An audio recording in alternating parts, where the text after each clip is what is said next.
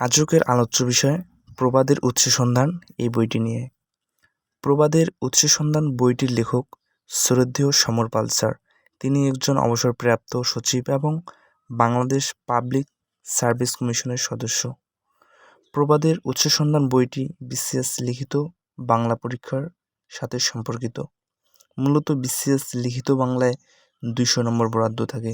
বাংলা প্রথম পত্রে 100 ও দ্বিতীয় পত্রে 100। আমাদের আলোচ্য বিষয় প্রবাদের উৎস সন্ধান এই বইটি নিয়ে।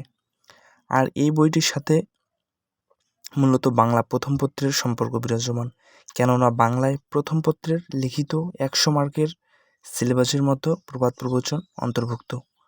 আমরা একটু বাংলা লিখিত 100 মার্কের যে সিলেবাসটি রয়েছে সেটা পর্যবেক্ষণ করলে দেখতে পাবো বাংলা ব্যাকরণে 30, ভাব সম্প্রসারণে 20, সারমর্মে 20 এবং বাংলা ভাষা ও সাহিত্য বিষয়ক প্রশ্ন উত্তরে 30। এই যে বাংলা ব্যাকরণের যে 30 মার্ক, এখানে মূলত 5টি প্রশ্ন থাকবে। একটি প্রশ্নের মান 6 মার্ক করে।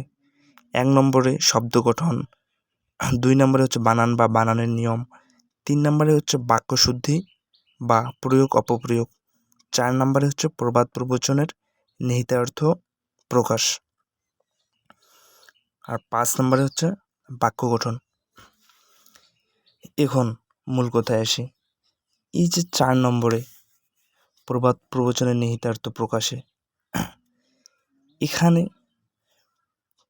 প্রবাদ প্রবচন ব্যবহার করে অর্থপূর্ণ বাক্য গঠন করতে হবে, কিংবা বাগধারার অর্থ লিখে বাক্য গঠন করতে হবে। তো প্রবাদ প্রবচনের যে নিহিতার্থ প্রকাশ, এখানে প্রশ্নে কিন্তু বাগধারা দেওয়া থাকবে, আর আমাদেরকে মূলত বাগধারা অনুযায়ী একটা অর্থপূর্ণ বাক্য তৈরি করতে হবে। আমরা যদি বইটা একটু খুলে দেখি, তাহলে প্রথমে আমরা দেখতে পাই যে এইখানে দেওয়া আছে অকাল কুষ্মাণ্ড।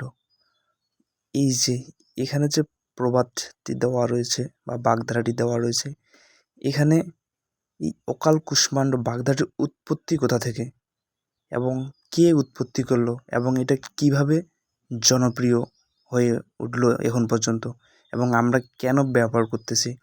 তো এখানে কিন্তু একটু গল্প আকারে সুন্দরভাবে দেওয়া রয়েছে। তো আমরা যদি এভাবে গৌরচন্দ্রিকা আরও অনেক বাগধারা কিন্তু গল্প আকারে এটার উৎপত্তি কিভাবে কারা উৎপত্তি করলো এবং জনপ্রিয় হয়ে উঠলো, এখানে এত সুন্দর এবং সাজানো গোছানোভাবে দেওয়া রয়েছে। আমরা যদি গল্প আকারেই এই বাগধারাগুলো পড়ি, তাহলে কিন্তু আমাদের মনের মধ্যেও একবারে গেঁথে যাবে, কেননা গল্প আকারে একটু বেশি মনে থাকে।